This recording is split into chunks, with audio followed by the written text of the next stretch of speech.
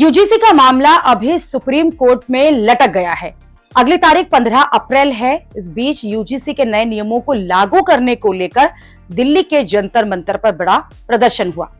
यह प्रदर्शन दलित, OBC, minorities, आदिवासी संगठनों के परिसंघ डोमा के परिसंघ के तहत हुआ, जिसमें सैकड़ों लोग जंतर मंतर पर जमा हुए।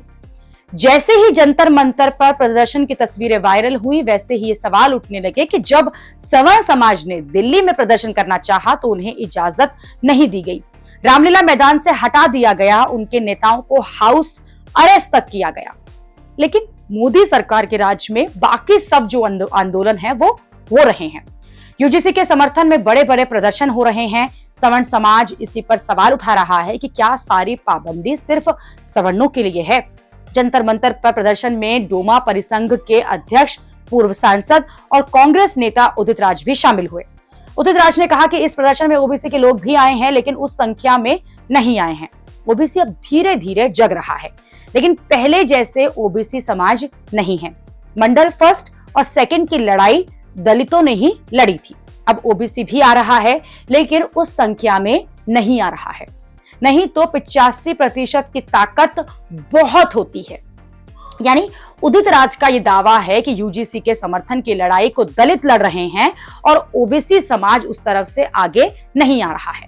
साफ है कि उदित राज दलितों की पॉलिटिक्स कर रहे हैं और ऐसा दिख रहा है कि यूजीसी के नियमों के पक्ष में दलित समाज की ज्यादा एक्टिव है। नियम लागू हुआ या जब लागू होने के लिए नोटिफिकेशन हुआ तो सबसे पहले दलित नेता, बहुजनों के नेता मायावती जी ने विरोध किया।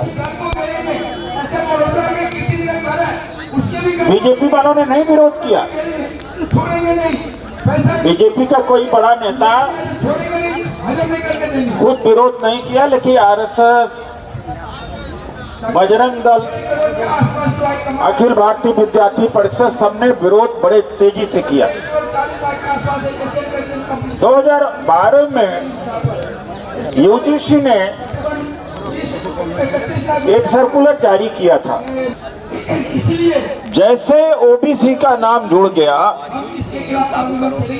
इसका विरोध चालू हो गया। मंडल प्रथम और मंडल द्वितीय वो जो है कहीं हाशिए पे है और का भी विरोध किया था। अगर भारतीय जनता पार्टी अगर आज सत्ता में है तो मंडल प्रथम जब 1990 में बीपी सिंह की सरकार ने जारी किया था तो कमंडल निकला इस देश में। मंडल के समानांतर कमंडल, उस कमंडल में इतनी ऊर्जा भर गई थी कि 2 एमपीओं की जो पार्टी थी वो आज सत्ता में पहुंच गई। 1984 में बीजेपी के पास 2 ही एमपी हुआ करते थे, लेकिन मजे की बात है कि उसमें ओबीसी भी उन्हीं के साथ जुड़ गया।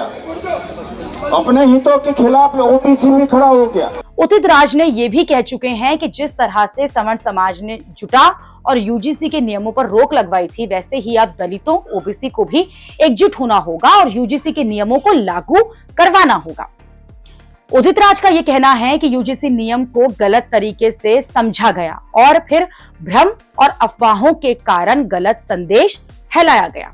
ये झूठा प्रचार किया जा रहा है कि इक्विटी कमेटी का नेतृत्व एससी, एसटी और ओबीसी के सदस्य करेंगे और वो सामान्य वर्ग के छात्रों के साथ भेदभाव करेंगे। उन्होंने कहा कि 10 सदस्यों की समिति में केवल ये दिशा निर्देश होंगे कि एससी, एसटी, ओबीसी, महिलाओं और दिव्यांग व्यक्तियों का प्रतिनिधित्व जो है वो सुनिश्चित किया जाए।